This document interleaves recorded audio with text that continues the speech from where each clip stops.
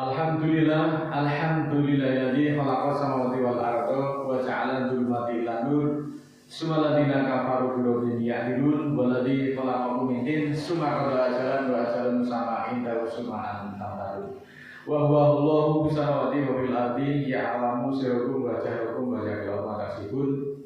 Asyhadu an la ilaha illallah wahdahu la syarikalah innahu huwa ilahul wahid.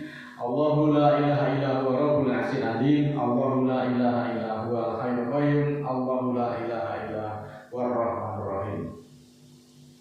Qala rabbi shrah li sadri wa yassir li amri wahlul 'uqdatam min lisani yafqahu qawli waj'alni wazira min ahli. Muslimin muslimat yang dimuliakan Allah, puji-pujian hanyalah untuk Allah yang menciptakan samawat dan bumi, dan Allah menjadikan kegelapan dan terang, Allah menjadikan siang dan malam. Kemudian untuk orang-orang kafir itu menentukan hukum pada Tuhan mereka. Saudaraku, dimanapun berada yang dimuliakan Allah, kita semuanya sebagai orang muslim memahami petunjuk dari Allah yang ada di dalam Al-Quran, dan Al-Quran itu sebagai kitab suci yang diturunkan oleh Allah, merupakan bukti nyata dari sifat Ar-Rahman dan Ar-Rahimnya Allah, yaitu Maha Pengasih dan Penyayangnya Allah. Al-Quran berfungsi sebagai petunjuk bagi umat manusia dalam menjalani hidup sesuai dengan kehendak Allah, menunjukkan kasih sayangnya yang meliputi segala aspek kehidupan. Al-Quran diturunkan untuk seluruh umat manusia tanpa memandang ras, suku, ataupun status sosial. Ini adalah bukti kasih sayang Allah yang mencakup semua makhluknya. Al-Quran juga menjanjikan ampunan bagi mereka yang beriman dan mau beramal soleh. Hal ini menunjukkan bahwa Allah tidak hanya memberikan petunjuk, tetapi juga memberikan harapan dan jalan keluar bagi hamba-hambanya yang ingin kembali kepadanya dengan selamat. Al-Quran memang diturunkan sebagai petunjuk bagi seluruh manusia, namun juga ada penolakan, ada juga para manusia yang menjadi pembantah terhadapnya. Hal ini bisa terjadi karena beberapa faktor, termasuk perbedaan keyakinan, interpretasi, dan juga pengaruh budaya. Pembantah Al-Quran di dalam ajaran Islam digambarkan sebagai konsekuensi dari penolakan terhadap kebenaran wahyu yang dibawakan oleh Rasul Allah. Mereka yang membantah Al-Quran, terutama setelah menerima penjelasan dan bukti-bukti kebenaran, akan mendapatkan azab atau siksaan dari Allah, baik di dunia maupun di akhirat. Namun Allah juga memberikan kesempatan bagi mereka untuk bertobat dan kembali kepada jalan yang benar. Di dalam surat keempat ayat 105, Allah tegaskan sebagai berikut: A'udzubillahi minasyaitonirrajim. Bismillahirrahmanirrahim. Inna anzalna ilaikal kitaba bil haqqi litahkuma bainan nasi bima arallah wa la taku lil khainina khasiman. Surat keempat ayat 105. Sesungguhnya kami turunkan kitab kepadamu secara hak, secara logis, secara benar, agar kamu berhukum di antara manusia dengan apa-apa yang Allah perlihatkan kepadamu, dan janganlah menjadi pembantah untuk orang-orang yang berkhianat. Di dalam surat ini, surat keempat ayat 105 ini berisi tentang larangan, yaitu menjadi penentang ataupun menjadi pembela bagi orang-orang yang bersalah ataupun juga orang-orang yang berkhianat, serta perintah untuk mengadili perkara dengan adil berdasarkan wahyu Allah. Membantah Al-Quran secara tegas dianggap sebagai suatu kekafiran karena menolak kebenaran yang datang dari Allah. Maka pembantah Al-Quran juga akan diancam dengan siksaan di akhirat, tempat mereka akan mempertanggungjawabkan perbuatan mereka. Oleh karena itu, berikut ini marilah kita pelajari beberapa ayat yang menerangkan nasib para pembantah Al-Quran. Yang beberapa ayatnya sebenarnya banyak sekali, namun kita akan coba kupas beberapa ayat. Yang pertama surat ke-14 ayat 18. A'udzubillahi minasyaitonirrajim. Bismillahirrahmanirrahim. Masalul lilladzina kafaru bi rabbihim a'maluhum karomatis tadat bihi rifufi yamin nasif layak diluna mimma kasabu ala sayyid dalika wal dolalul ba'id. Perumpamaan orang-orang kafir kepada Tuhan mereka, amal mereka seperti debu ditiup angin pada hari puting beliung, angin yang sangat kencang. Mereka tidak akan dapat menentukan atas sesuatu dari apa-apa yang mereka kerjakan di dunia. Demikianlah suatu kesesatan yang jauh. Selanjutnya surat ke-7, surat Al-A'raf ayat 175. Waktu ngalaihim naba alladzi atainahu ayatina fansalahu minha fa'atbahu syaitanu fakana minal ghawin. Dan ketika dianalisakan atas mereka perkabaran orang-orang yang kami beri dia ayat-ayat kami, lalu dia berlalu daripadanya, maka setan mengikuti mereka. Jadilah mereka termasuk orang-orang yang sesat. Masih di surat yang keempat, surat keempat ayat 56. Innalladzina kafaru bi ayatina saufa nuslihim naro ulama nadijat juluduhum badanahum juludan ghairu hadiyakul adab innallaha kana azizan hakima. Yang artinya sesungguhnya orang-orang yang kafir kepada ayat-ayat kami akan kami sampaikan dia ke neraka. Setiap kali hangus kulit mereka, akan kami ganti kulit mereka dengan kulit yang baru agar dia merasakan siksaannya. Sesungguhnya Allah Maha Mulia lagi Maha Bijaksana. Nah, sebenarnya sungguh mengerikan nasib para pembantah Al-Quran. Ungkapan ini juga merujuk pada keyakinan bahwa menolak ataupun membantah Al-Quran merupakan kitab suci dari umat Islam akan mendatangkan akibat yang buruk, baik itu di dunia terlebih-lebih nanti di akhirat. Al-Quran adalah wahyu Allah yang berisi petunjuk hidup bagi manusia. Al-Quran juga mengandung ayat-ayat yang berisi ancaman bagi mereka yang menolak kebenaran, bagi mereka yang mengingkari ayat-ayat Allah ataupun yang mengikuti hawa nafsu serta ajaran setan. Selain azab di dunia, para pembangkang Al-Quran akan mendapatkan siksaan yang lebih pedih di akhirat nanti. Inna a'tadna lil kafirina salasila wa a'lalan wa sa'iro. Surat ke 76 ayat 4 menegaskan sesungguhnya kami sediakan untuk orang-orang yang kafir itu rantai dan kekangan serta pembakaran. Pelajaran dari beberapa ayat di atas, kita bisa memetik atau menyimpulkan atau menarik benang merah. Yang pertama, bahwa orang yang mengkafiri, orang yang menolak serta orang yang menyanggah tentang kebenaran Al-Quran, maka amal-amal mereka akan lenyap bagaikan debu ditiup angin puting beliung yang sangat kencang, maka akan hilang tak berbekas. Kalau dalam bahasa Jawanya, amalnya kayak lebu kena lesus. Lebu itu hanya debu kecil di atas batu, kemudian ada angin puting beliung, maka akan menyapu semua debu yang ada di atas batu itu. Ibaratnya juga demikian halnya orang yang mengkafiri, yang menolak serta menyanggah ayat-ayat Allah, maka amalnya itu seperti hanya debu yang ditiup angin puting beliung. Kemudian para penyanggah ayat-ayat Al-Quran, mereka tersesat pada kesesatan yang sejauh-jauhnya. Ketika dianalisakan ayat-ayat, kemudian diberikan pengertian tentang ayat-ayat Al-Quran, pemahaman ayat-ayat, mereka kemudian berpaling, maka dia akan dipimpin oleh para setan-setan yang mengikutinya. Pengingkar Al-Quran akan dimasukkan ke neraka. Dimasukkan neraka itu tidak berhenti. Setiap kali kulitnya hangus, maka akan diganti dengan kulit yang baru. Selanjutnya dimasukkan lagi di dalam neraka. Keadaan ini adalah hum fiha khalidun, langgeng sak jejuluk sak lawase, abadi selamanya, tidak bisa keluar dari api neraka. Hal ini dimaksudkan sebagai pembalasan dari Allah atas perbuatan mereka yang ada di dunia.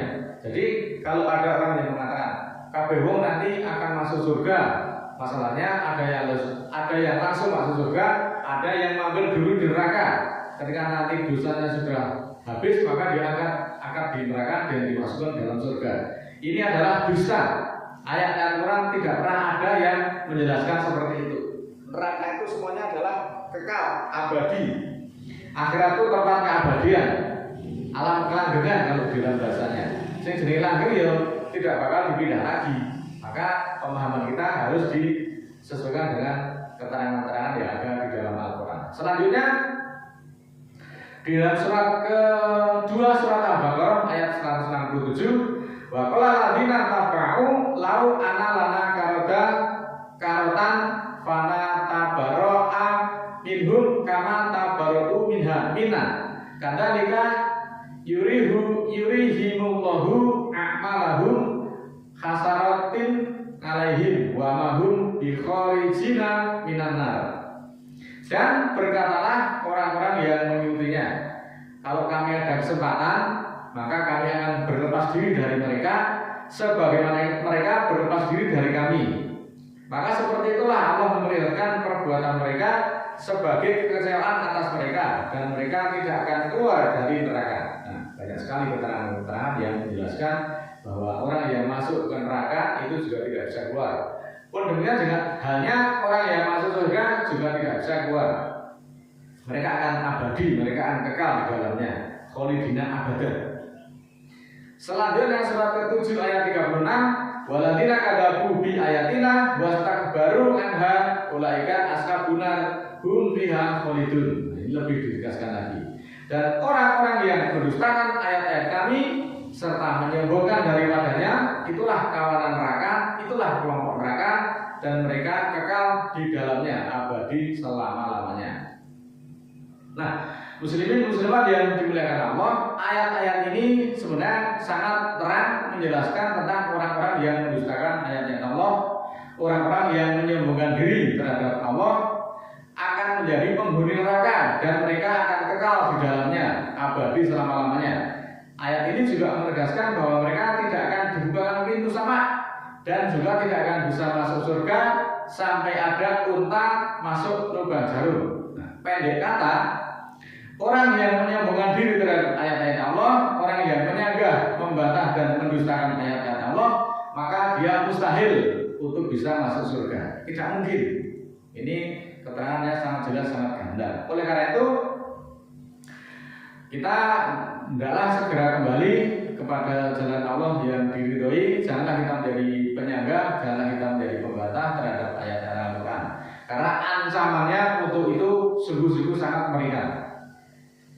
Meskipun ada ancaman akibat buruk dari para pembantah Al-Quran, penting untuk diingat bahwa Islam itu juga mengajarkan tentang rahmat Allah, ampunan Allah bagi mereka yang mau bertobat dan bagi mereka yang mau kembali kepada jalan yang benar. Nah, ketika kita semua itu menyampaikan kebaikan, maka akan ada beberapa reaksi. Setidak-tidaknya ada 2 reaksi, yaitu orang yang pintar itu akan merenung ketika diperingatkan ayat-ayat. Sebaliknya orang yang bodoh akan tersinggung, bahkan kemudian sampai meraung-raung. Sama halnya sulitnya meyakinkan lalat bahwa bunga itu lebih indah daripada sampah. Orang yang berjiwa besar ketika dikritik akan berterima kasih kepada kita semuanya dan merenung. Sementara orang-orang yang bodoh ketika dikritik akan marah dan kemudian sumpah serapah. Nah, meskipun ada berbagai alasan penolakan, penting untuk kita ketahui bersama bahwa Al-Quran tetap menjadi sumber petunjuk bagi umat Islam dan bagi siapa yang ingin mencari kebenaran dan berkembang dalam jalan hidup dan kehidupan, sehingga hidup kita selamat baik di dunia apalagi nanti sampai di akhirat. Maka untuk bisa selamat di dunia sampai di akhirat, marilah kita segera bertobat. Jangan sekali-kali menjadi pembantah ayat-ayat Allah, jangan sampai kita menyanggah, jangan sampai kita kemudian menolak atau mengingkari ayat-ayat Allah. Marilah kita segera kembali kepada jalan yang lurus, jalan Shiratal Mustaqim, selagi kesempatan itu masih ada. Dan suatu saat kesempatan itu akan habis, maka kita semuanya akan menjadi rugi kalau kita tidak mempergunakan kesempatan yang baik ini untuk kembali kepada jalan Al-Quran. Oleh karena itu, saudaraku, sekali lagi saya mengajak, marilah semangat kita untuk belajar petunjuk-petunjuk Allah, dan marilah sebisa mungkin petunjuk-petunjuk itu kita amalkan, kita renungkan, kemudian menjadi amal soleh. Jangan sekali-kali kita menjadi penyangga, jangan sekali-kali kita menjadi pembantah, karena resikonya akan luar biasa beratnya, sebagaimana Allah telah mengancamkan di dalam ayat-ayat yang jumlahnya banyak sekali. Tinggal kita mau mengambil jalan yang mana. Tidak ada paksaan dalam din, dalam agama. Mau beriman juga dipersilahkan, mau kafir juga dipersilahkan. Itu pilihan ada pada diri kita masing-masing. Tetapi sebagai seorang muslim, saya mempunyai kewajiban untuk mengingatkan bahwa hidup di dunia ini tidak lama, maka marilah kita pergunakan waktu ini sebaik-baiknya. Jangan menjadi penyanggah, jangan menjadi pembantah untuk ayat-ayat Al-Quran. Mudah-mudahan Allah ridho terhadap apa yang kita upayakan dan senantiasa kita diampuni dosa-dosanya, dipimpin pada jalan Shiratal Mustaqim ya Allah. Marilah kita bermohon kepada Allah, mudah-mudahan Allah memimpin kita. A'udzubillahi minasyaitonirrajim. Bismillahirrahmanirrahim. Allahumma firli walil mu'minina wal mu'minat al-ahya'i minhum wal amwat innaka sami'un qaribun mujibud da'wat innaka 'ala kulli syai'in qadir. Rabbana la tu'akhidna in nasina aw akhtana. Rabbana wa la tahmil 'alaina isran kama hamalnahu 'alal ladzina min qablina. Rabbana wa la tuhammilna ma la taqata lana bi wa'fu 'anna waghfir lana warhamna anta maulana fansurna 'alal qaumil kafirin. Ya Allah, ya Tuhan kami, jangan terima kami jika kami lupa atau kami salah. Ya Allah Tuhan kami, janganlah bebankan atas kami tugas-tugas sebagaimana Engkau telah membebankan atas orang-orang sebelum kami. Tuhan kami, janganlah beratkan kepada kami yang tidak ada kesanggupan bagi kami untuk memikulnya. Dan maafkanlah kami dan ampunilah kami serta rahmatilah kami. Engkaulah pimpinan kami, maka tolonglah kami terhadap orang-orang kafir. Rabbana ighfir lana dzunubana wa kafir 'anna sayyi'atina wa tawaffana ma'al abrar.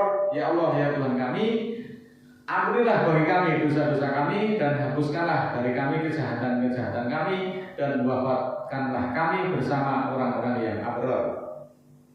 Rabbana la tuzigh qulubana ba'da idh hadaitana wa hab lana min ladunka rahmah innaka antal wahhab. Wahai Tuhan kami, jangan belokkan kalbu kami sesudah Engkau tunjuki kami, dan anugerahkanlah bagi kami dari sisimu rahmat, sesungguhnya Engkau pemberi anugerah. Rabbana ighfir lana wa li ikhwanina alladziina sabaquna bil iman wa la taj'al fi qulubina ghillan lil ladziina amanu rabbana innaka ghafurur rahim. Ya Allah, ya Tuhan kami, ampunilah bagi kami dan saudara-saudara kami yang telah mendahului kami dengan iman, dan janganlah Engkau jadikan di dalam hati kami kekangan untuk orang-orang beriman.